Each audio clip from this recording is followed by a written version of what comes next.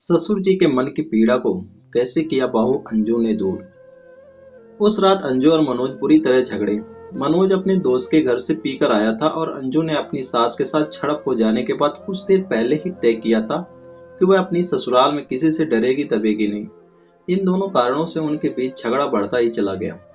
तुम्हें इस घर में रहना है तो काम में माँ का पूरा हाथ बटाओ। तुम मर्डरगश्ती करती फिरो और माँ रसोई में घुसी रहे, यह मैं बिल्कुल बर्दाश्त नहीं करूंगा, जैसा हर कोई लड़का सोचता है। मनोज की गुस्से से कांपती आवाज पूरे घर में गूंज उठी थी। आज ऑफिस से ज्यादा काम था इसलिए देर से आई थी, फिर भी मैंने उनके साथ थोड़ा सा काम कराया। अंजू ने बोला, अपनी माँ की हर बात सच मानोगे तो हमारी रोज लड़ाई होगी। अंजू भी जोर से चिल्लाई थी। उनकी रोज की शिकायत है कि जिस दिन तुम वक्त से घर आ जाती हो उस दिन भी तुम उनके साथ कोई काम नहीं कराती हो। यह सब झूठ बात है। झूठी तुम हो, मेरी माँ नहीं। नहीं, झूठी तुम्हारी माँ है। उस रात मनोज ने अपनी दूसरी पत्नी पर पहली बार हाथ उठा दिया। उनकी शादी को अभी 2 महीने ही बीते थे। तुम्हारी मुझ पर हाथ उठाने की जरूरत कैसे हुई? अब दोबारा हाथ उठाकर देखो, मैं अभी पुलिस बुला लूंगी। उसकी चिल्ला कर दी गई इस धमकी को सुनकर राजनाथ और आरती अपने बेटे बहू को शांत कराने के लिए उनके कमरे में आए। गुस्से से कांप रही अंजू ने अपनी सास को चली कटी बातें सुनाई। सुनाने में कोई कसर नहीं छोड़ी। जवाब में आरती कुछ देर ही चुप रही, फिर वह भी ईंट का जवाब पत्थर से देते हुए उससे भिड़ गई।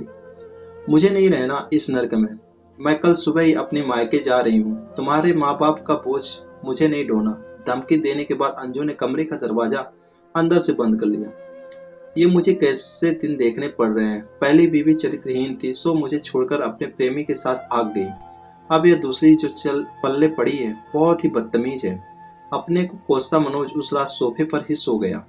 अगले दिन रविवार था। आंखों में गुस्सा भरी जब 10 बजे के करीब अंजू अपने कमरे से बाहर आई तो उसने मनोज को ड्राइंग रूम में मुंह लटकाए बैठा पाया। उसके पूछे बिना मनोज ने उसे दुखी लहजे में बताया, मम्मी पापा सुबह की गाड़ी से मामा जी के पास मेरठ चले गए हैं। क्यों? चाय बनाने रसोई में जा रही हूँ, अंजू ने ठिठक कर पूछा। उनके जाने का कारण समझना क्या मुश्किल है?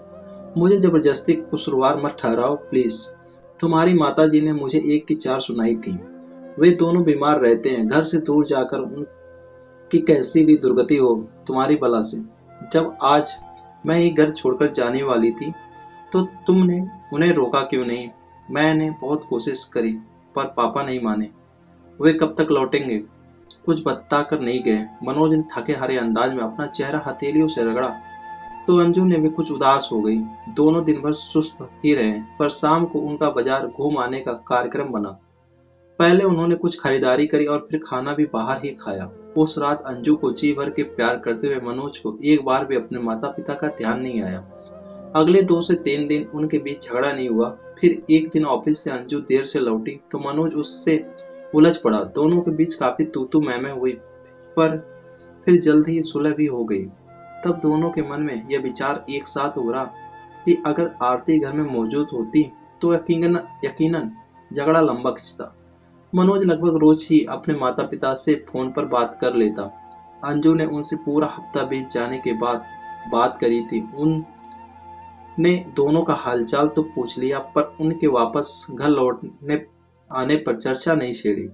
देखो शायद अगले हफ्ते वापस आए। मनोज जब भी उनके घर लौटने की बात उठाता तो राजनाथ उसे यही जवाब देते।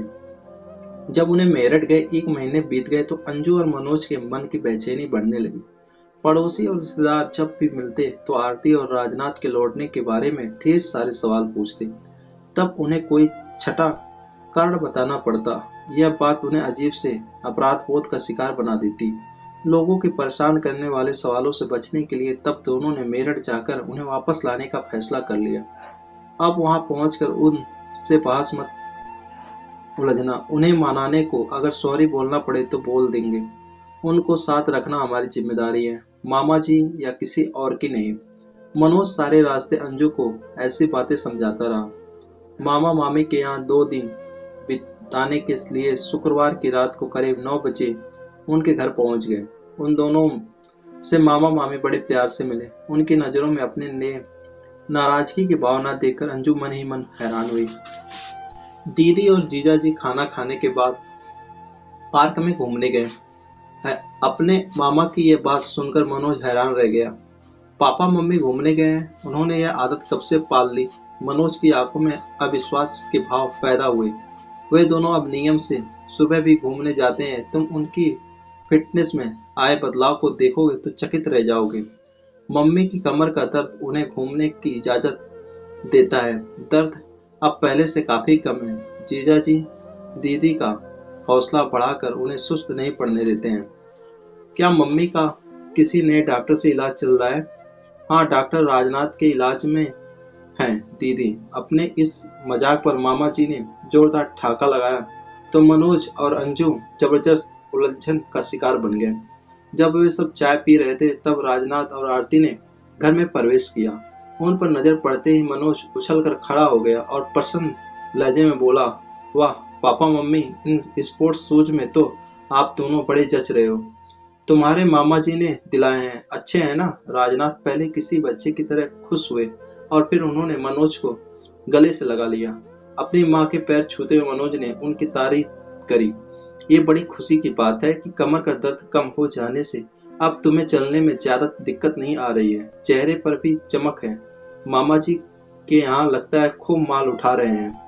मेरी ये शुगर की बीमारी कहाँ मुझे माल खाने देती है।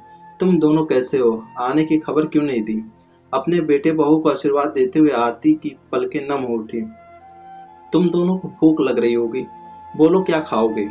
बड़े उत्साहित अंदाज में अपने हथेलियां आपस में रगड़ते हुए राजनाथ ने अपने बेटे बहू से पूछा। ज्यादा भूख नहीं है, इसलिए बाजार से कुछ हल्का फुल्का ले आते हैं, कहकर मनोज अपने पिता के साथ जाने को उठ खड़ा हुआ।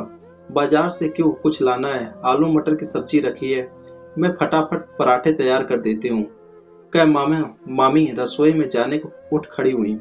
भाभी, आज आप अपने इस शिष्य को काम करने की आज्ञा दो। रहस्यमय अंदाज में मुस्कुरा कर रहे राजनाथ ने अपनी सलहज का हाथ पकड़कर वापस सोफे पर बैठा दिया। क्या पराठे आप बनाएंगे? मनोज का मुंह हास्य से खुला रह गया। पिछले दिनों तुम्हारी मामी से कुछ कुकिंग सीखी है मैंने, बस 15 मिनट से ज्यादा समय नहीं लगेगा खाना लगाने में। तुम दोनों तब तक फ्रेश हो जाओ।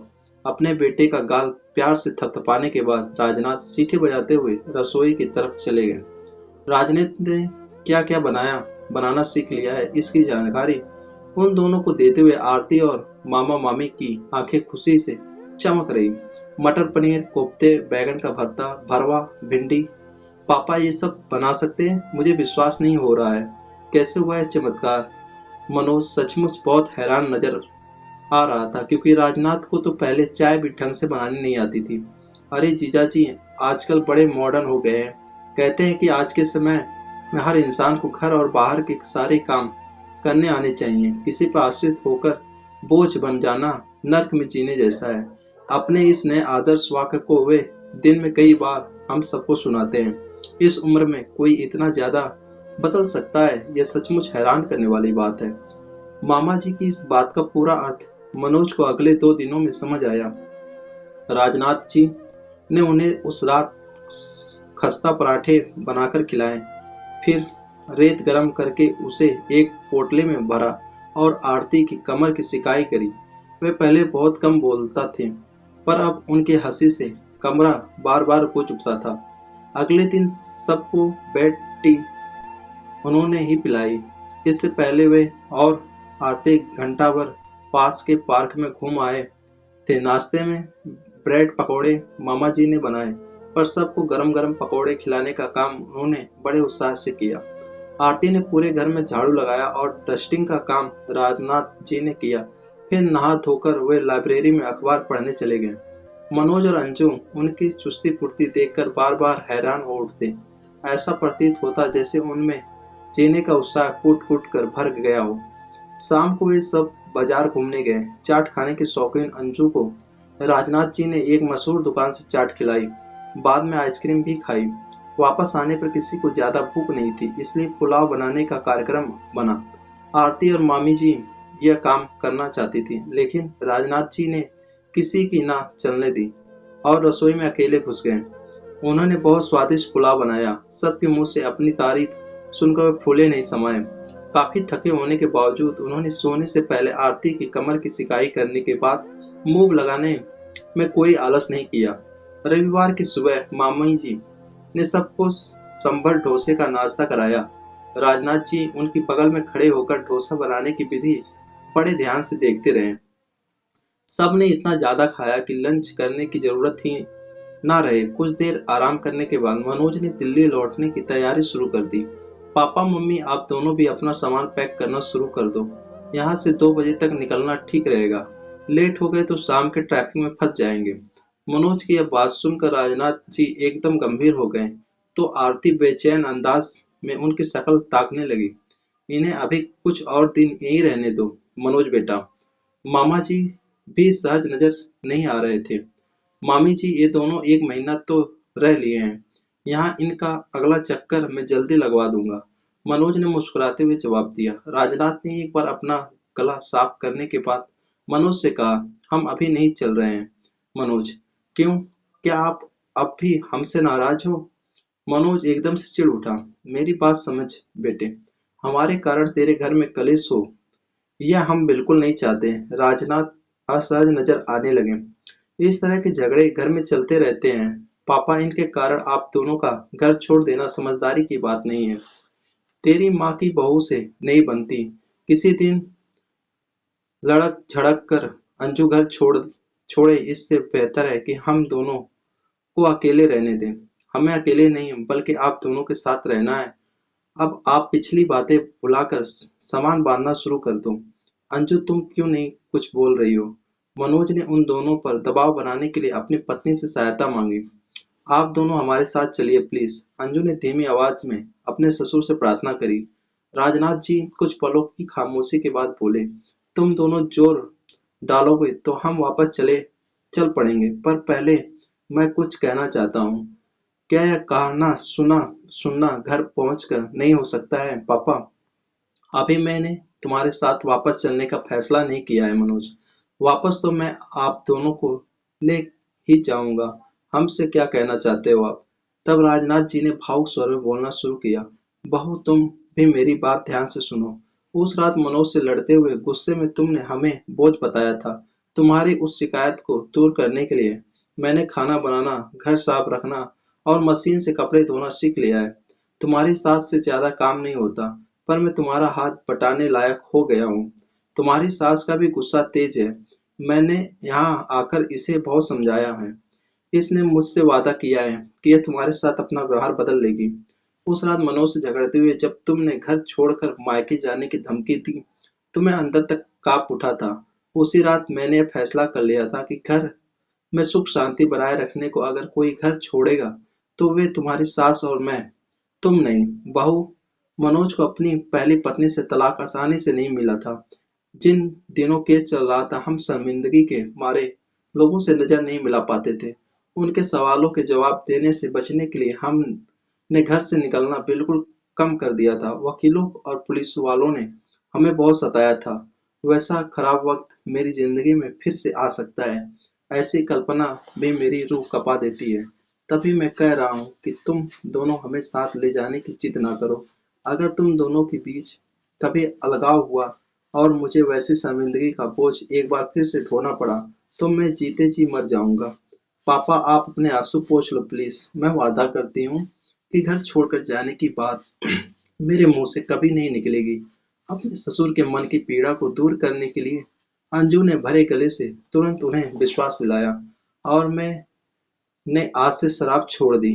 मनोज के इस फैसले को सुन राजनाथ जी ने भाव विभोर होकर उसे गले से लगा लिया। आरती तुम पैकिंग शुरू करो और मैं इस खुशी के मौके पर सबका मुंह हलवे से मीठा कराता हूँ। बहुत खुश नजर आ रहे। राजनाथ जी ने अपने बहू बेटे के सिर पर हाथ रखकर आशीर्वाद दिया और फिर रसोई की तरफ चले गए।